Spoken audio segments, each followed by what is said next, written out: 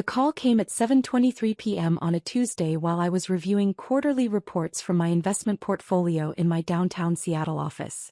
I was celebrating a particularly good day. My biotech holdings had just announced breakthrough clinical trial results, pushing my net worth past the $340 million mark for the first time. "Carmen, we need to talk." My brother Diego's voice was sharp with that familiar authority he'd used since we were kids, when he'd decided who got to play with which toys or who had to do extra chores. "What's up, Diego?" "Mom's getting too old to handle her finances. Jessica and I have decided to take over her accounts, her car, everything. We're picking up her credit cards tomorrow morning." I set down my pen and gave him my full attention. "Mom's 72 and sharp as a tack. What makes you think she can't handle her own finances?" "Carmen, be realistic. She's living in that big house by herself, driving that expensive car, spending money on things she doesn't need. Someone responsible needs to step in before she makes bad decisions." "Someone responsible like you?" "Like Jessica and me, yes. We have families to think about, kids to put through college. Mom's estate should be preserved for the people who'll actually benefit from it." The casual assumption in his voice, that he and Jessica were the rightful heirs to Mom's wealth while I was just some peripheral family member, was breathtaking in its arrogance. "What about Mom's opinion on this?" "Mom doesn't get a vote. We've already consulted with a lawyer about conservatorship proceedings. Her spending has been erratic and we have documentation." "What kind of documentation?" "She spent $15,000 on a kitchen renovation last month. She bought a new car in June. She's been taking expensive trips to Europe and Asia. It's clearly irresponsible behavior for someone her age." I almost laughed. Mom's erratic spending was actually her enjoying the comfortable retirement she'd earned after 30 years as a high school principal. The kitchen renovation was something she'd wanted for decades. The car was a sensible Honda that replaced her 15-year-old sedan. And the trips to Europe and Asia were bucket-list adventures she'd been planning since Dad died 5 years ago. And where do I fit into this plan? "You don't really. You can walk. Take the bus. Figure it out. You're 34, Carmen. It's time you started taking care of yourself instead of relying on Mom for everything." The irony was staggering. Diego thought I was the family member who relied on Mom financially, when the reality was exactly the opposite.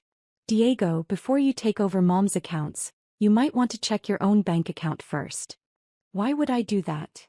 I pulled up my investment management platform on my computer, scrolling through the automated transfer records that had been running for 3 years. "Because the $2.3 million you and Jessica have been spending over the past 3 years? It's been coming from my investment fund, not Mom's retirement savings." There was a long pause. "That's impossible, Carmen. We pay our own bills." "Do you? Let me read you some transaction records." March 15th. $4,200 transferred to cover Jessica's credit card payment. April 22nd. $12,000 for Emma's private school tuition. May 8th. $3,800 for your car payment and insurance. June 14th.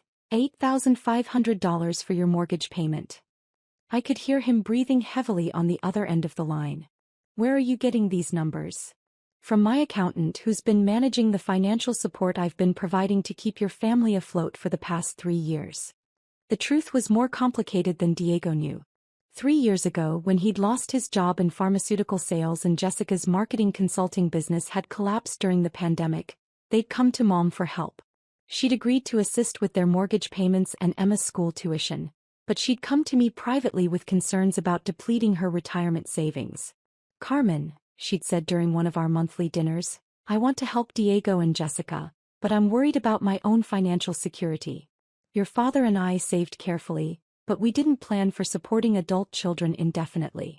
So I'd set up a system where I covered Diego and Jessica's major expenses through anonymous transfers, while Mom got credit for the generosity. It had seemed like an elegant solution. Mom could maintain her relationship with Diego without sacrificing her retirement security, and Diego and Jessica could get the help they needed without the humiliation of accepting charity from their younger sister. The problem was that Diego had never bothered to ask where the money was actually coming from. He just assumed that Mom was wealthy enough to cover his family's expenses indefinitely, and he'd started making financial decisions based on that assumption. "You're lying," Diego said, but his voice had lost its earlier confidence. "Am I? What's your current bank balance, Diego? Another pause. I could hear him typing, probably logging into his online banking. I have $847 in checking. And your savings account? Carmen, that's none of your business. Diego, your savings account has $23. Your credit cards are maxed out at $47,000. Your mortgage is 3 months behind. The only reason you haven't been foreclosed on is because I've been covering your payments through a third-party service. The silence stretched on for nearly a minute. Why would you do that? Because Mom asked me to help and I didn't want to see Emma lose her home or her school. But you just told me you're planning to take over Mom's finances to preserve the estate for people who'll actually benefit from it. So I'm withdrawing my support. I pulled up the automated transfer system and started canceling payments. Carmen, wait. You can't just. At midnight tonight, every automated payment I've been making on your behalf will be canceled. Your mortgage company will receive notice that the payment plan is terminated. Emma's school will be informed that tuition support has ended. Your car loan company will resume normal collection procedures. Carmen, please. We can work something out. We could have worked something out 3 years ago if you'd been honest about your situation and grateful for the help you were receiving. Instead, you decided that Mom was your personal aim and I was a burden to be discarded. I could hear Jessica in the background asking what was happening. Diego was explaining in a panicked whisper that somehow Carmen had been paying their bills. How? Jessica's voice came through clearly. Carmen doesn't have that kind of money. She works at some tech company. I didn't work at some tech company. I was the founder and CEO of Rodriguez Capital Management, a quantitative investment firm that managed $2.4 billion in assets for institutional clients. I'd started the company 8 years ago with $50,000 in seed money and a proprietary algorithm for identifying undervalued biotech stocks. Through a combination of careful research, strategic timing, and honestly good luck, I'd built it into one of the most successful boutique investment firms on the West Coast. But I'd kept a low profile about my success. Partly for security reasons. Managing that much money made you a target for lawsuits and worse. Partly for family reasons. I'd seen what happened to other wealthy people when their relatives discovered their net worth. I drove a modest Toyota, lived in a nice but not ostentatious condo, and dressed like any other Seattle professional. My family assumed I was doing well enough but not spectacularly well. They had no idea that I could have bought and sold their entire social circle without affecting my lifestyle. Jessica, I'm going to explain this once, I said, putting the call on speaker. I founded Rodriguez Capital Management in 2016. We managed $2.4 billion in institutional investments. My personal net worth is approximately $340 million. For the past 3 years, I've been anonymously funding your family's lifestyle through automated transfers totaling $2.3 million. The silence was deafening. $340 million? Jessica whispered. That's the current valuation, yes. It fluctuates with market conditions, but that's the approximate number. And you've been paying our bills? Your mortgage, Emma's tuition, Diego's car payments, your credit card minimums, your health insurance premiums, your property taxes, essentially everything that kept your family financially stable. Diego's voice was barely audible. Why didn't you tell us? Because every time I tried to discuss family finances, you changed the subject or told me not to worry about things I didn't understand. You made it clear that you saw me as the little sister who needed to stay out of adult conversations. The truth was that I'd tried multiple times to have honest conversations about money with Diego and Jessica. When Diego had lost his job, I'd offered to help him find a new position through my professional network. When Jessica's business was struggling, I'd suggested marketing strategies that worked for my other clients. But they dismissed my advice as naive or irrelevant, preferring to maintain the fiction that they were just going through a temporary rough patch. Carmen, Diego said, we need to talk about this in person. This is too important for a phone conversation. No, Diego. This conversation is over. You made your position clear. You think I'm someone who can be discarded when convenient, and you think Mom is someone whose assets you can claim for your own benefit. I disagree with both assumptions. But Emma's school. Emma can attend public school like most kids her age. You can sell the house and buy something you can actually afford. Jessica can find a job that provides health insurance. You can live within your means instead of living off money you thought was coming from mom's retirement fund. I could hear Jessica crying in the background. Carmen, please. We didn't know. If we'd known it was your money. You would have what? Been grateful? Treated me with respect? Included me in family decisions? Yes. Of course. Jessica, 30 minutes ago Diego told me I could walk and take the bus because it was time I started taking care of myself instead of relying on mom. He had no idea that I'd been taking care of his entire family for 3 years. The irony was that I'd been hoping for exactly this kind of honesty from them. If they'd come to me directly and said, Carmen, we're struggling financially and need help, I would have been happy to assist them openly. I might have offered Diego a position at my firm, or helped Jessica rebuild her consulting business with introductions to potential clients. Instead, they'd maintain the pretense that they were financially independent while secretly depending on support they thought was coming from mom. And when they decided that mom's resources should be redirected to benefit them more directly, they'd been perfectly willing to cut me out entirely. What happens now? Diego asked. Now you figure out how to support your family without depending on money that isn't yours. Now you have an honest conversation with mom about your financial situation instead of plotting to take over her accounts. Now you decide whether you want a relationship with me based on who I actually am instead of who you assumed I was. I hung up and sat back in my chair, looking out at the Seattle skyline through my office windows. The city lights twinkled below like stars, and Elliott Bay stretched out toward the Olympic Mountains in the distance. It was a beautiful view, one I'd earned through years of careful planning and strategic thinking. My phone buzzed with a text from mom. Carmen, Diego just called me in tears. He says you've been supporting his family financially? Is this true? I called her back immediately. Hi, Mom. Carmen, honey, what's going on? Diego is saying impossible things about you having hundreds of millions of dollars and paying his mortgage. It's not impossible, Mom. It's just not something I advertise. I spent the next hour explaining my business, my success, and the financial arrangements I'd made to help Diego and Jessica while protecting Mom's retirement security. She listened without interrupting, asking thoughtful questions about investment strategies and business operations. Carmen, she said finally, I'm proud of what you've accomplished. But I'm also confused about why you felt you needed to hide it from us. Because I wanted to be treated like family, not like a bank account. I wanted relationships based on love and respect, not on what I could provide financially. And you thought we'd treat you differently if we knew about your success? Mom, Diego just spent 20 minutes explaining why I should be cut out of family financial decisions because I'm irresponsible and dependent. He had no idea that I'd been subsidizing his lifestyle for 3 years. She was quiet for a long time. You're right, she said finally. We made assumptions about you that weren't fair or accurate. We treated you like the little sister who needed guidance instead of the successful adult you'd become. I understand why it happened. I kept a low profile, drove an ordinary car, lived modestly. But I hoped that eventually you'd ask questions about my life, my work, my goals. Instead, you just assumed I was getting by and left it at that. What happens with Diego and Jessica now? That depends on them. I'm not going to continue funding their lifestyle while they plot to take over your finances. But if they can acknowledge what actually happened and approach this situation honestly, we might be able to work something out. Over the next few days, Diego and Jessica went through what could only be described as financial withdrawal. Without my anonymous support, they had to face the reality of their situation. The mortgage company started foreclosure proceedings. Emma's private school sent tuition notices. Credit card companies began calling. But something interesting happened during that process.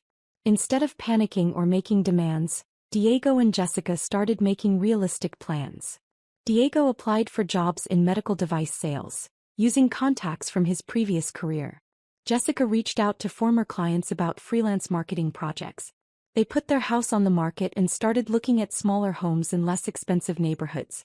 Most importantly, they had honest conversations with Mom about their financial situation and asked for reasonable, temporary assistance while they got back on their feet. A week after our phone call, Diego came to my office. He looked tired and stressed but also more grounded than I'd seen him in years.